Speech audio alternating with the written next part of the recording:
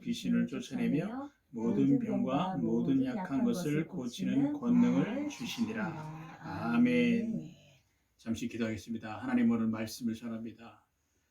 성령께서 역사하사 전한 자나 듣는 자 전부 은혜 받는 시간 되게 하옵소서.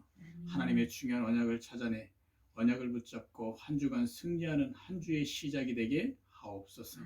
예수 그리스도의 이름으로 기도드려옵나이다. 아멘. 우리는 그리스도의 제자입니다. 제자의 정의는 스승으로부터 가르침과 훈련을 받은 자를 두고 제자라고 합니다.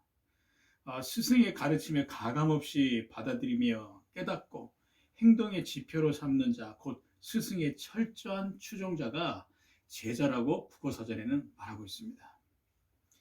제 바람은 여러분이 그리스도의 중심을 가진 제자가 되길 바라는 것이 제 바람입니다.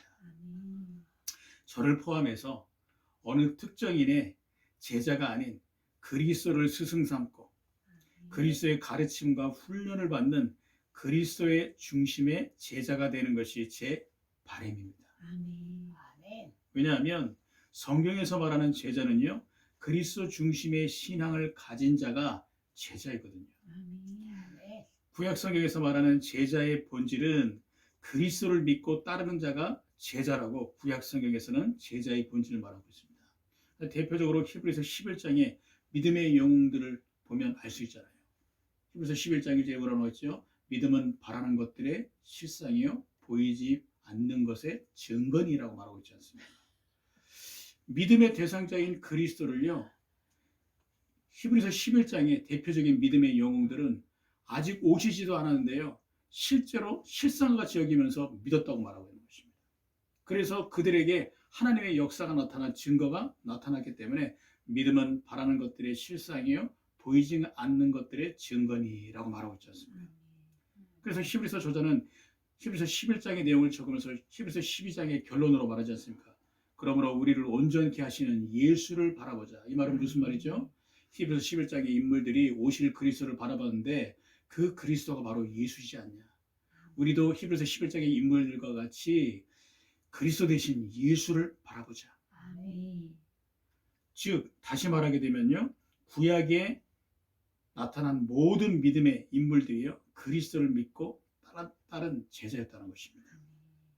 대표적으로 여러분 히브리서 11장 24절에 보게 되면 모세에 대하여 말하고 있지 않습니까? 믿음으로 모세는 장성하여 바로의 공주의 아들이라 칭함을 받기를 거절하고 도리어 하나님의 백성과 함께 고난받기를 잠시 죄악의 낙을 누리는 것보다 더 좋아하고 그리스도를 위하여 받는 수모를 애굽의 모든 보다도 더 큰 재물로 여겼으니 이는 상 주시는 이심을 바라봅니다 라고 말하고 있지 않습니까? 모세가 그리스도를 바라보면서요, 잠시뿐인 죄악 세상을 바라보지 않고 그리스도를 최고의 가치로 여기면서 더 큰 재물로 여겼다고 말해요. 모세는 그리스도를 믿고 따랐다는 것이죠. 그래서 여러분이 이 구약에 나타난 제자들과 같이 그리스도를 믿고 따르는 자가 되야 되는 것입니다. 신약 성경에서 제자의 본질은 어떻게 나와 있죠? 예수가 그리스도를 믿고 따르는 자가 바로 제자라고 말하고 있는 것입니다. 대표적으로 사복음서에 보게 되면 12제자, 70인의 제자들이요, 이 그리스도 대신 예수님을 믿고 따랐잖아요. 그죠? 그들을 두고 성경에서는 제자라고 말하고 있는 것입니다. 그리고 사도행전에 보게 되면 초대교회를 통하여 3,000제자, 5,000제자, 바울과 바울 팀이 제자라고 말하고 있는데 이들이 바로 예수가 그리스도이심을 믿고 따르는 제자였잖아요. 그래서 신약 성경에서의 제자의 본질은 예수가 그리스도이심을 믿고 따르는 자가 바로 제자인 것입니다. 이처럼 성경에서 말하는 제자는요, 그리스도 중심의 신앙을 가진 자가 바로 제자인 것입니다. 그리고 사람과 단체, 분위기를 따르지 않고 현실과 환경 속에 속지 않고 그리스도만을 믿고 따라갔잖아요. 이들이요, 그렇죠? 하나같이 이렇게 승리하지 않았습니까? 그래서 제 바람은 여러분이 그리스도 중심의 제자가 되길 바라는 것이 제 바람인 것입니다. 저를 포함해서 어느 특정인의 제자가 아닌 그리스도를 스승으로 삼고 그리스도의 가르침과 훈련을 받는 그리스도 중심의 제자가 되는 것이 제 바람인 것입니다. 지금까지 그래왔듯이 저는요, 앞으로도 성경의 핵심인 그리스도의 관점으로 성경을 보고 성경의 핵심인 그리스도를 전할 것이고요. 할렐루야. 여러분들이 그리스도 중심의 제자가 되도록 하나님의 심부름을 할 것입니다. 우리는 그리스도의 제자입니다. 우리도 성경에 기록된 제자들처럼 성경대로 그리스도를 알고 믿고 누리며 모든 응답을 찾아내는 우리는 그리스도의 제자인 것입니다. 그러므로 우리는 그리스도의 제자로 살아야 되는 것입니다. 여러분, 한국교회는 예수파와 그리스도파로 나뉘어져 있잖아요. 서로 분쟁을 하고 있다니까요. 대표적으로 장로회를 보게 되면 대한예수교 장로회, 예수교, 그리고 대한기독교 장로회, 그리스도교. 기독교라고 해요. 기독교가 이제 한자로 그리스도라는 뜻이거든요. 기독, 그리스도. 이처럼 이 두 파가 나눠져 가지고요, 분쟁을 하고 있는 게 한국교회입니다. 왜 그렇죠? 사람을 따라가다 보니까 그런 거예요. 제가 솔직히 말씀드리게 되면 저는 사람을 그러다 보니까 제가 어느 날 한계가 오는 거 있죠. 저는 이 한계가 왜 오는지 몰랐어요. 치고 있었구나. 하나님이 저의 한계를 통하여서요, 내 자신을 보게 하시는 거예요. 너 자신이 그리스도 중심의 신앙이 아니었었어. 그래서 네가 그리스도 중심의 신앙을 가진 제자가 되어야 되는 것이다 라는 메시지를 저에게 깨닫게 하시는 것이죠. 그래서 저는요, 내가 대단한 것은 못하더라도 나만이라도 그리스도의 제자로 살아야 되겠구나 라고 결단을 했습니다. 믿음의 주요 온전하게 하시는 그리스도를 믿고 따르는 그리스도의 제자. 제가 바라고 또 바라며 기도하는 것이 있습니다. 그것은 무엇이냐면 제가 영적으로 장성한 자가 되어서 세계복음화 때문에 비록 보여지는 부분들이 부족하고 연약하고 세속적인 부분들이 있는 지도자다 한다 할지라도 그들을 함께하고 초월하고 수용하고 이끌어갈 수 있는, 그들과 동역할 수 있는 세계복음화를 위한 영적인 장성한 그리스도의 제자가 되도록 저는 바라고 또 바라며 기도하고 있거든요. 우리는요, 그리스도 중심의 제자로 살아야 되는 것입니다. 사람을 이해하고 넘어서며 흔들리지 않고 교만하지 않고 자만 낙심 변하지 않는 영적으로 장성한 우리는 그리스도 중심의 제자로 살아야 하는 것입니다. 그래서 작은 자가 천을 이루고 약한 자가 강국을 이루듯이 우리는 나와 같은 제자를 찾아 세우고 파송하며 남기는 그리스도의 제자로 살아야 되는 것입니다. 할렐루야. 우리가 함께 보고 있는 마태복음의 핵심은요, 제자인 것입니다. 제자라는 단어가 사복음서 중에 마태복음에 가장 많이 언급되어 있거든요. 마가복음에는 73건, 누가복음에는 47건, 요한복음에는 77건, 마태복음에는 84건이 기록된 것입니다. 하나님의 관심은 교회당에 관심이 없습니다. 제자에게 관심이 되니까요. 교회당이 크고 웅장하고 교인이 수천 수만 명이 모여도 하나님은 그곳에 전혀 관심이 없습니다. 제자에게 관심이 있다니까요. 그 증거, 예수께서 말씀하셨잖아요. 두세 사람이 내 이름으로 모인 그곳에 나도 그들과 함께 있느니라. 할렐루야. 예수께서 제자에게 관심이 있다는 거예요. 하나님은 하나님의 관심이 교회당에 있는 것이 아니라 성도가 많고 적고에 따른 것이 아니라 제자에게 있다는 사실. 하나님의 역사는요, 능력에 있는 것이 아닙니다. 제자에게 있는 것입니다. 능력 있는 명문대, 사업가, 연예인, 의사, 판검사, 정치인, 제자에게 있는 것이니까요. 이들에게 있는 것이 아니에요. 제자에게 있는 것입니다. 사도행전 3장에 보세요. 안진뱅이를 일으킨 베드로와 요한이 어땠죠? 이들은 못 배운 어부 출신이니까요. 근데 하나님은 그들에게 역사하셨잖아요. 할렐루야. 그래서 안진뱅이를 일으키셨지 않습니까? 이를 비추어 보게 될 때 하나님의 역사는 능력 있는 사람에게 있는 것이 아니라 제자에게 있다는 사실. 성경 본문의 마태복음 10장은요. 예수님이 12제자에게 주신 제자에 대한 메시지인 것입니다. 오늘 성경이 너무 많기 때문에 1절부터 41절까지 읽으면요. 오늘 설교 못합니다. 그래서 오늘 1절을 대표적으로 읽었는데요. 1절에 그의 제자란 단어가 있잖아요. 예수께서 그의 12제자를 부르사 더러운 귀신을 쫓아내시며 모든 병과 모든 약한 것을 고치는 권능을 주시니라 라고 말하고 있는데 그의 12제자란 단어가 있잖아요. 그리스도께서 부르신 제자. 왜죠? 제자를 왜 부르십니까? 제자는 전쟁과 재앙을 막는 자가 제자요.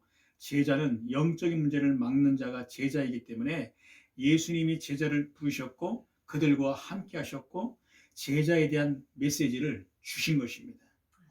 그래서 성경 본문에 마태복음 10장에 예수님이 12제자에게 주신 제자에 대한 메시지가 있는 것입니다. 전쟁과 재앙을 막는 제자. 여러분 성경사를 보세요. 복음이 사라진 시대마다 전쟁과 재앙이 나타났잖아요. 그 증거가 이스라엘의 역사지 않습니까?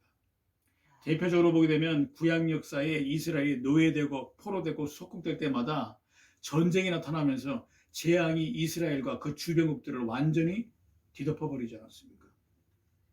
그런데 복음이 사라진 시대, 복음을 회복하는 제자가 일어나게 될 때 전쟁과 재앙이 그쳤잖아요. 대표적으로 모세, 사무엘, 엘리사. 모세가 일어나가지고 바벨론의 애굽의 전쟁을 종식시켜버렸고요. 사무엘이 일어나 블레셋의 전쟁을 종식시켰잖아요. 엘리사가 일어나 아람 나라의 전쟁을 그치게 하지 않았습니까? 제자는 그리스도의 복음으로 복음을 회복시키는 자가 바로 제자인 것입니다. 그래서 여러분들이 얼마큼 중요한 사람이냐, 여러분들이 전쟁과 재앙을 막고 있는 것이니까요. 여러분들이 그리스도를 알고 믿고 있다는 것은요, 대단한 것입니다. 개인, 가정, 가문, 지역, 국가의 재앙을 다 꺾어버린 거예요. 할렐루야. 우리 가문의 사건과 사고가 끊이지 않았던 것을 저는 지켜봤습니다. 질병, 자동차 사고, 사업 부도. 그런데요, 우리 가문에 어느 날 이 그리스도의 복음이 들어왔는데요, 참 놀랐죠. 이 그리스도의 복음이 들어오게 되니까 가문의 재앙이 완전히 사라져버리기 시작한 걸 저는 보게 되었습니다. 제가 증인이라니까요. 그래서 그리스도의 복음이 우리 가문을 살리기 시작했고요. 우리 가문의 재앙이 꺾이는 것을 저는 두 눈으로 똑똑히 보았습니다. 그리고 그리스도의 이 복음이 국가의 전쟁을 막는 엄청난 일을 막는 것이 바로 그리스도의 복음인데 우리가 이 일을 하고 있는 것입니다. 할렐루야. 이 시대의 모세, 이 시대의 사무엘, 이 시대의 엘리사가 바로 여러분들이니까요. 할렐루야. 그래서 제자는 전쟁과 재앙을 막는 자가 바로 제자인 것입니다. 영적인 문제를 막는 제자. 사람에게는요, 영혼과 육신이 있습니다. 그래서 요한 3서에 보게 되면 사랑하는 자여 내 영혼이 잘된 같이 범사가 잘되고 형통하기를 내가 간구한다라고 말하고 있지 않습니까? 여러분 예배를 드리는 것은요 우리의 영혼이 잘 되는 것입니다. 요즘에 보게 되면 성인병이 20, 30대에게 그렇게 일어나고 있다고 얘기하더라고요. 왜냐하면 먹는 것이 굉장히 중요한데 인스턴트 음식들을 20, 30대가 먹다 보니까 이들이 성인병이 일찌감치 걸리는 거예요. 피가 탁해지기 시작하고 장기들이 쇠해지기 시작하면서 성인병이 걸리는 것이죠. 이처럼 여러분 이 먹는 것이 아무것도 아닌 것처럼 보이지만요 어느 날 성인병의 진단을 받는 것처럼 영적인 문제는요 어느 날 개인과 가정과 가문을 덮쳐버리는 것입니다. 인간에게만 유일하게 찾아오는 문제가 영적 문제잖아요. 성경을 보세요. 어느 날 창세기 3장에 이 사탄이 아담과 하와에게 파고들어가지고요 개인과 가정을 무너뜨려 버리지 않았습니까? 창세기 6장에 네피림 문화를 사탄이 만들어 버리게 되니까 그 문제로 인하여서 홍수 심판이 찾아와 버렸잖아요. 그래서 결국에는 시대가 종말로 완전히 치닫게 되지 않았습니까? 창세기 11장에 국가를 통해서 어느 날 바벨탑을 썼다 보니까요 국가들이 완전히 무너져 버려요. 전 세계로 백성들이요 흩어져 버리지 않습니까? 어느 날 찾아오는 영적 문제 앞에 개인, 가정, 가문, 국가가 완전히 무너져 버리는 것입니다. 그래서 우리의 영적 상태가 굉장히 중요한 것이에요. 전도서 12장에 보게 되면 너는 이 청년의 때에 너의 창조주를 기억하라 라고 말하고 있는 것입니다. 영적 상태가 중요하기 때문에 청년의 때에 세상 문화에 속지 말라는 것이죠. 왜죠? 사단이 세상 문화를 장악하고 있잖아요. 그래서 사단에게 속지 말고 영적 상태를 올바르게 창조주를 바라보면서 지키라는 것이죠. 데살로니가서 5장 14절 10절에 보게 되면 항상 기뻐하라, 쉬지 말고 기도하라, 범사에 감사하라. 이게 무엇입니까? 우리의 영적 상태가 감사와 성령 충만한 상태가 차고도 넘치게 만들어가는 것이죠. 예수께서 마지막 때에 믿는 자를 보겠느냐라고 말하지 않았습니까? 마지막 때에 온갖 좋은 것들이요, 결국에는 예수가 그리스도라는 복음을 놓치게끔 만드는 세상의 문화로 사단이 몰아가기 때문에 마지막 때에 믿는 자를 보겠느냐 말씀하죠. 이것이 바로 영적 상태의 중요성을 말하는 것입니다. 그래서 바울은 에베소 6장에 뭐라 그랬죠? 하나님의 전신갑주를 입으라고 말하지 않았습니까? 그래서 영적 상태를 지키기 위해서 일찌감치 성경의 구약에 보게 되면 하나님이 십계명을 통해서 뭐라고 말씀하셨죠? 안식일을 기억하여 거룩히 지키라. 예배의 중요성에 대해서 말씀하십니다. 오늘 예배에 오게 될 때 우리 어머니가 예배 오게 되니까 얼마나 기뻐하시든지 나는 예배 드리러 오는 게 참 기뻐. 하나님께 일주일 시작을 예배 드리면서 시작하는 게 얼마나 감사한지. 아니, 노래를 부르시면서 오시다니까요. 할렐루야. 영적 상태가 무엇인지를 아시는 것이죠. 하나님은 어느 날 눈에 보이지 않게 아무도 모르게 찾아오는 영적 문제를 막으려고 성경을 통해서 우리에게 언약을 주신 것입니다. 그 언약이 바로 무엇이죠? 창세기 3장 15절의 언약이잖아요. 여자의 후손이 뱀의 머리를 상할 것이다. 이 언약을 셋과 그의 후손들이 붙잡게 될 때 개인과 가정과 가문을 살렸잖아요. 할렐루야.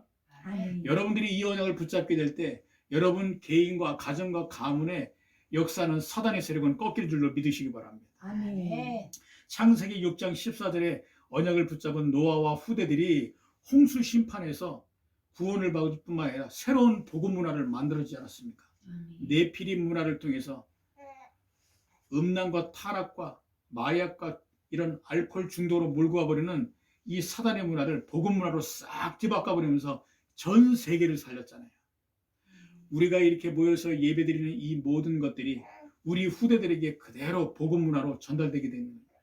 그러면 우리 후대들이 살아나게 되어 있는 것입니다. 우리 가문에 있는 사람들이 우리와 함께 하시는 하나님을 바라보면서 하나님의 역사를 보면서 아, 진짜 우리도 하나님을 믿어야 되겠구나 하게 될 때 우리 가문에 있는 흑암이 꺾이고 우리 가문이 살아나는 것이에요.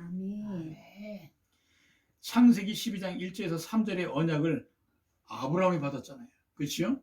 그때에 이 언약을 가지고 아브라함이 국가를 살렸지 않습니까? 그 증거, 아브라함의 씨로 말미암아 이스라엘 국가가 만들어졌잖아요. 그 이스라엘 국가가 그 시대마다 역사하는 흑암의 세력을 꺾어버리지 않습니까? 그래서 창세기 12장 1절에 3절의 언약을 붙잡은 아브라함 한 사람을 통해서 국가가 살아났다는 사실. 이 언약이 무엇이죠? 바로 그리스도의 복음인 것입니다. 그리스도는 만왕의 왕으로 사단의 권세를 꺾으셨습니다. 그리스도는 참 제사장으로 죄로 인해서 찾아오는 저주와 재앙을 꺾어버리셨습니다. 그리스도는 참 선지자로 지옥의 문제를 해결하셨습니다. 하나님 만나는 길을 여셨습니다. 그 그리스도의 복음이 바로 언약인 것입니다. 그래서 성경의 제자들이 시대마다 그리스도의 복음으로 영적인 문제를 막았잖아요. 할렐루야. 그래서 제자는 영적인 문제를 막는 자가 바로 제자인 것입니다. 우리가 매주마다 그리스도의 언약을 붙잡고 예배를 드리고 있는데 이 예배가 영적인 문제를 막고 있는 것입니다. 매주마다 우리가 그리스도라는 단어를 강단 말씀을 통해서 듣고 언약으로 붙잡고 있는데요. 이 단어가 바로 나와 가정과 가문과 지역과 국가의 영적 문제를 몰아내고 있다는 사실을 믿으시기 바랍니다. 그리스도. 여러분은 세상의 빛입니다. 빛 자체입니다. 왠지 아십니까? 그리스도가 빛이잖아요. 흑암 가운데 있는 모든 것들을 밝히는 것이 바로 그리스도인데 아멘. 우리가 바로 그리스도를 알고 믿고 누리고 전하는 하나님의 제자이기 때문에 우리가 바로 빛 자체인 것이죠. 아멘. 그래서 이사야 60장 1절에 보게 되면 일어나 빛을 발하라. 아멘. 우리에게 이미 여호와의 영광이 임하였다라고 말하고 있지 않습니까? 아멘. 제자인 여러분이 영적인 문제를 맡고 있는 것입니다. 우리는 그리스도께서 부르신 그의 제자인 것입니다. 그래서 하나님은 제자에게 구별된 축복을 주시는 것입니다. 아멘. 제가 매주일 아침마다 어머니를 모시러 어머니 댁에 직접 차를 몰고 운전하러 가잖아요. 그때마다 어머니는요, 삶은 달걀과 따뜻한 두유를요, 매주마다 준비하시더라고요. 제가 이제 육아를 하면서 아침에 밥을 못 먹고 밤새 우리 후대와 같이 씨름을 하고서 지친 가운데서 아침을 먹고 가는 걸 우리 어머니가 언젠가부터 아시고서 달걀과 따뜻한 두유를 준비하시는 거예요. 그 왜 준비하십니까? 이것이 바로 자녀의 특권이라니까요. 아멘. 어머니가 당신의 자녀에게 끼니를 챙겨주는 거예요. 이것이 바로 무엇이죠? 구별된 축복인 것입니다. 저는 우리 어머니의 아들이기 때문에 막내 아들. 그래서 구별된 축복을 받는 것이고 이 축복의 주인공이 되는 것처럼 하나님께서는요, 제자에게 구별된 축복을 주시는 것입니다. 그 축복이 무엇이죠? 하나님의 권능, 시대를 대표하는 제자, 모든 것을 예비하시고 성령의 역사와 하나님의 절대 주권, 참 제자, 상급을 주시는 것이 하나님이 제자에게 주시는 구별된 축복인 것입니다. 하나님의 권능, 여러분 권능이 무엇이냐면 인간은 유한한 능력을 가지고 있잖아요. 그런데 하나님의 능력은 전능하시잖아요. 하나님의 능력을 두고 권능이라고 말하고 있는 것입니다. 하나님은 우리에게 권능을 주셨습니다. 성경의 1절에 보니까 뭐라고 말하고 있죠? 예수께서 그 12제자를 부르사 더러운 귀신을 쫓아내며 모든 병과 모든 약한 것을 고치는 권능을 주시니라 라고 말하고 있습니다. 제자에게 구별된 축복, 첫 번째 뭐라고요? 권능을 주시는 거예요. 저는 이 말씀을 묵상하는 가운데 하나님 앞에 회개했어요. 하나님, 제가 저도 모르게 불신앙을 가졌군요. 그 불신앙이 무엇인가 하니까 성경에 보게 되면 귀신을 쫓아내며 모든 약한 것과 모든 병에 대해서 말하고 있지 않습니까? 이거를 고치는 권능을 주셨대요. 저는 귀신 쫓아내는 거 체험했거든요. 그리스도 이름 부르게 될 때 쫓아낸다는 걸 저는 알고 믿습니다. 이거는 제가 하나님 앞에서 당당해요. 그런데 모든이라는 단어 앞에 내가 불신앙을 가졌구나 발견되는 거예요. 모든 병과 모든 약한 것을 고치는 권능을 제자에게 주셨다 그랬는데 나는 이 시대에 그리스도의 복음을 가진 그리스도 중심의 제자인데 하나님이 이 권능을 주셨는데 나도 모르게 사람들 앞에서 저 병 놓고선 내가 기도하게 되면 나을까? 라는 생각을 하면서 불신앙 가졌던 걸 솔직히 하나님께서 인정하거든요. 말씀을 보는데 여기에 발견이 되는 거예요. 그래서 하나님 앞에 회개했더니 하나님, 제가 참 하나님 앞에 회개합니다. 모든 병과 모든 약한 것을 고치는 권능을 주셨는데 제가 이것을 안 믿었군요. 주님, 이제는 내가 이 언약을 붙잡고 이제는 믿음 가운데 거하게 하옵소서. 하나님은 저와 여러분들에게 이 구별된 축복을 주셨다니까요. 하나님의 권능. 그래서 여러분이 이제부터 하나님이 여러분들에게 모든 병과 모든 약한 것을 고치는 권능을 주셨기 때문에 이걸 가지고요, 예수 이름으로 기도하시기 바랍니다. 믿음으로 기도하세요. 그럼 하나님의 권능이 나타날 줄로 믿으시기 바랍니다. 두 번째, 시대를 대표하는 제자. 하나님은 이 시대를 대표하는 제자로 우리를 부르셨습니다. 성경 본문에 보게 되면 2절에서 4절에 뭐라 나와 있죠? 12사도의 이름에 대해서 말하고 있지 않습니까? 그러면서 한 명 한 명을 다 기록하고 있는 거예요. 이것은 무엇을 말합니까? 이 시대의 제자로 하나님이 우리를 부르신 것을 말하고 있는 것입니다. 구약과 신약과 교회사를 대표하는 제자들처럼 이 시대를 대표하는 제자로 우리를 부르셨다라는 거예요. 그래서 하나님은 시대를 대표하는 제자의 축복을 우리에게 구별된 축복으로 주셨다는 사실을 명심하시기 바랍니다.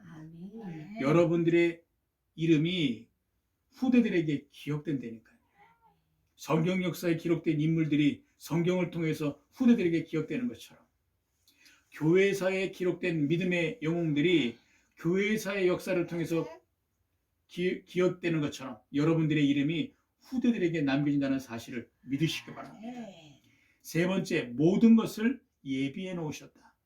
산딸을 앞둔 부모는요, 곧 태어날 태아를 위해서요, 후대를 위해서 모든 것을 다 준비해 놓습니다.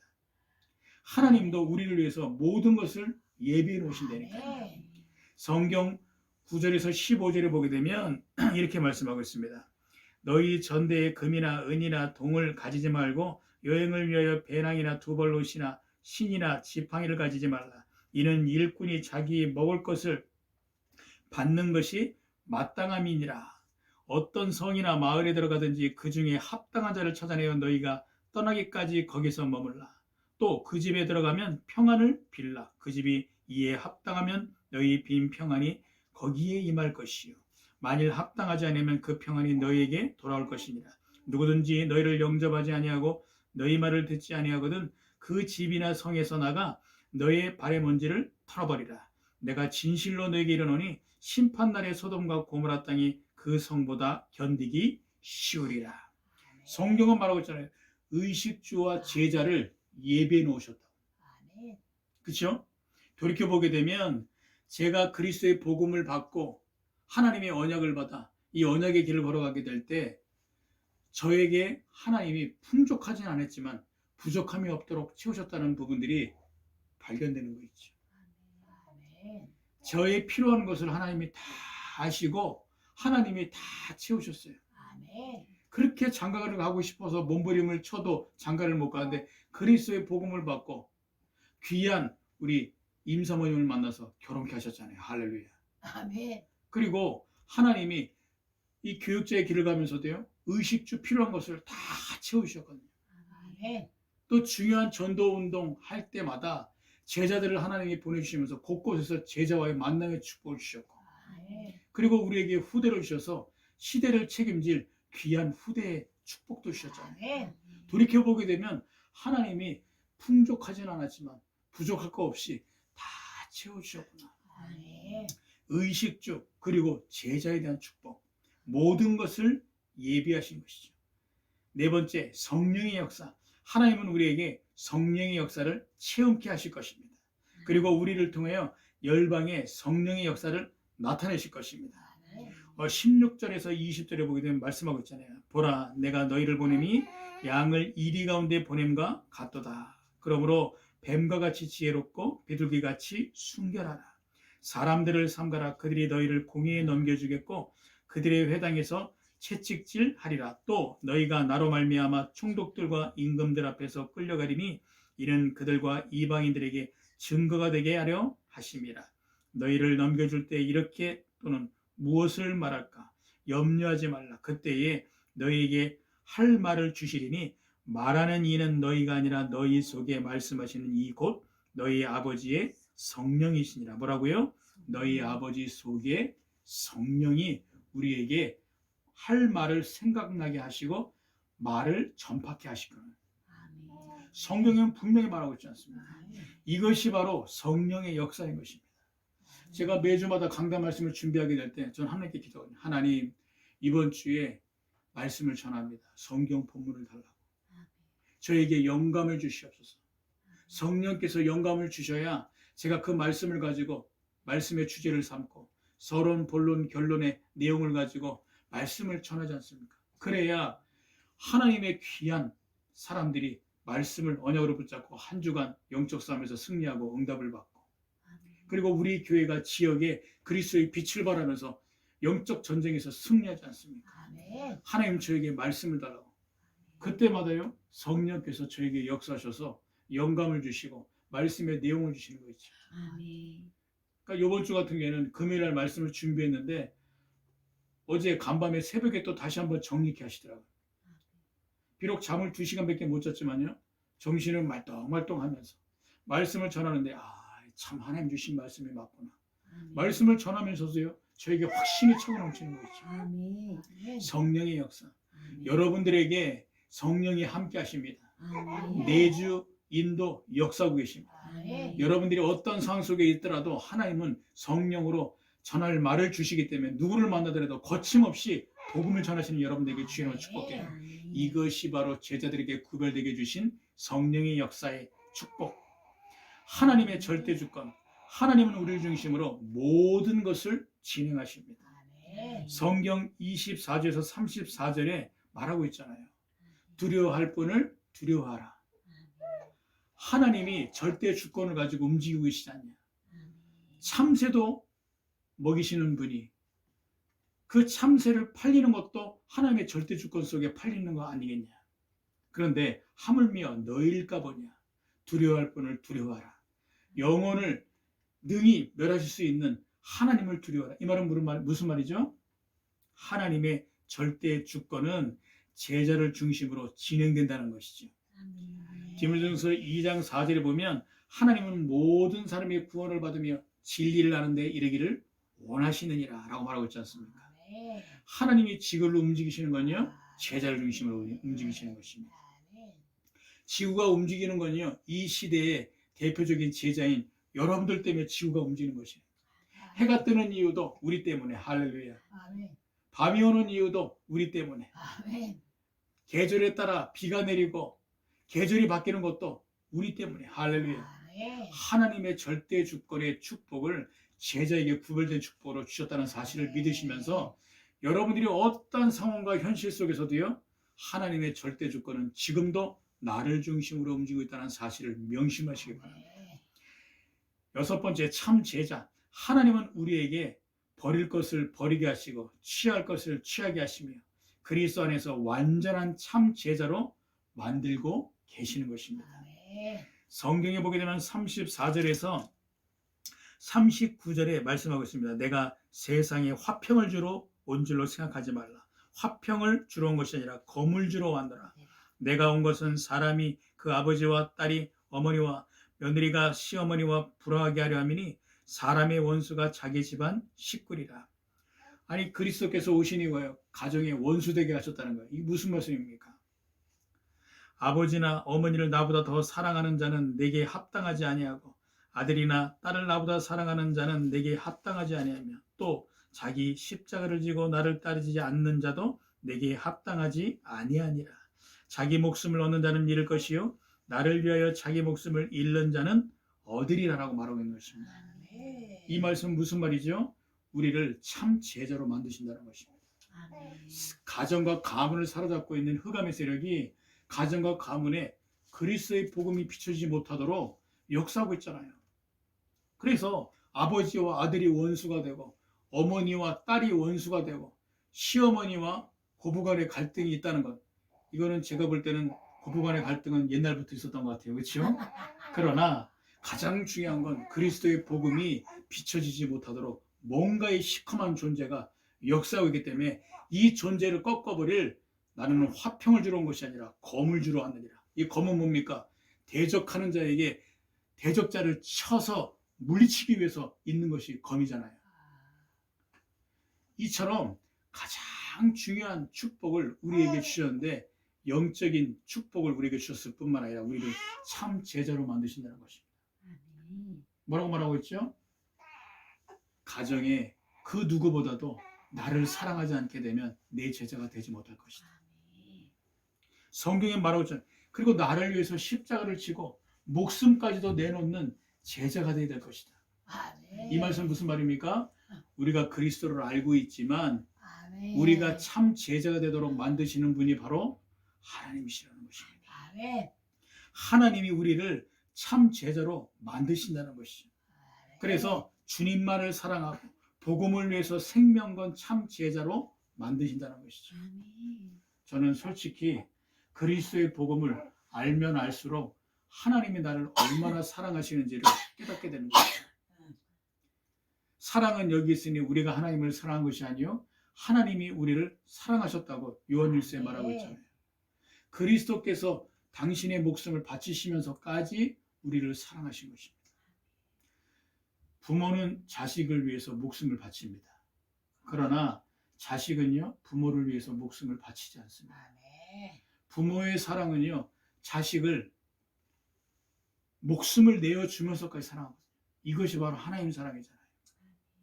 하나님이 그리스도를 보내사 우리에게 하나님의 사랑을 확증시키셨지 않습니까? 아멘. 그리스도의 복음을 알면 알수록 하나님이 나를 이렇게 사랑하셨구나.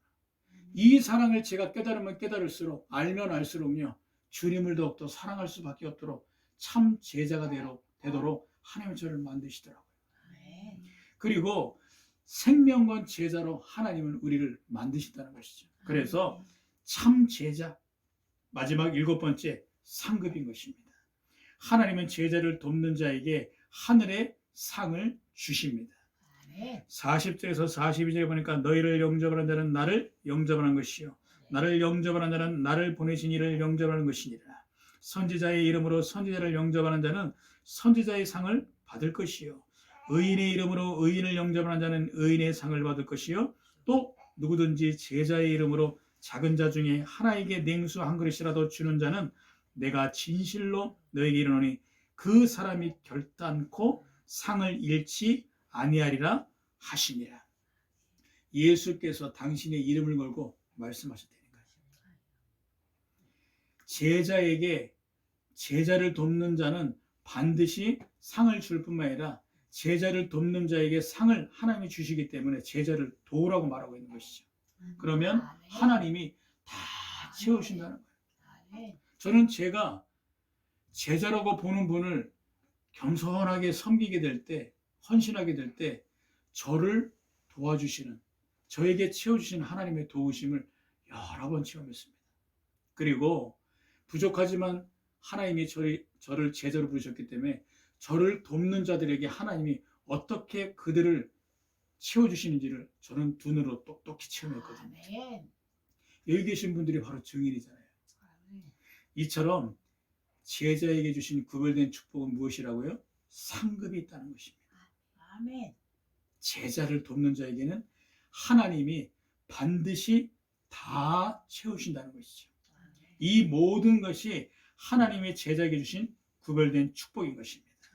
결론입니다. 우리는 그리스도의 제자입니다. 할렐루야. 아멘. 시대마다 하나님은 그리스도의 제자들을 부르시고 그들을 통해 시대의 전쟁과 재앙과 영적 문제를 막으셨는데 우리는 21세기에 하나님의 부르심을 받은 그리스도의 제자. 아멘. 하나님은 우리를 통하여 시대의 문제를 막으실 것입니다. 아멘. 전쟁, 재앙, 영적인 문제를 여러분 통해서 막으실 우리는 그리스도의 제자인 사실을 기억하시기 바랍니다. 아멘. 두 번째, 제자에게 주신 구별된 축복이 있잖아요. 아멘. 하나님의 권능부터 상급까지. 아멘. 제자에게 주신 구별된 축복을 알고 믿고 누리며 전하고 남기는 여러분이 되시길 주님의 이름으로 축복드리겠습니다. 아멘. 기도하고 마치겠습니다. 하나님, 오늘 우리에게 주신 말씀이 우리의 평생의 말씀 되게 하옵소서. 우리에게 주신 제자의 언약을 붙잡고 우리의 평생이 제자의 길을 걸어가는 이 길에 우리의 평생이 있게 하옵소서. 우리의 걸음에 제자가 남겨지게 하시고 제자를 통하여 또 다른 제자가 세워지는 참된 하나님의 역사가 우리의 발걸음마다 나타나게 하옵소서. 예수 그리스도의 이름으로 기도드리옵나이다. 아멘.